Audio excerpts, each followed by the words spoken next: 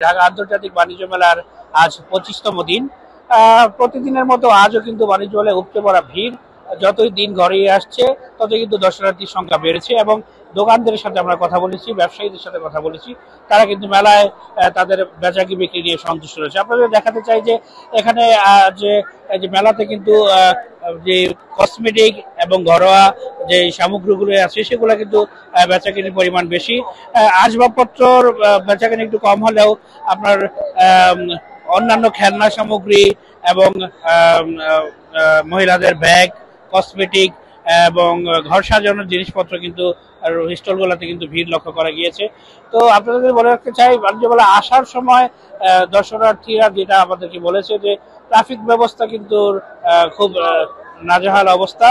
তারা ট্রাফিক ব্যবস্থার জন্য আরেকটু উন্নতি হয় সেদিকটা খেয়াল রাখতে বলেছে এবং মেলার ভিতরে যে ওয়াশরুম গুলো রয়েছে সেগুলো কিন্তু নিয়ে কিন্তু দর্শনার্থী আমাদের মাঝে কমপ্লেইন করেছে। তো এ ছিল আমার কাছে বাণিজ্য মেলা থেকেই সর্বশেষ।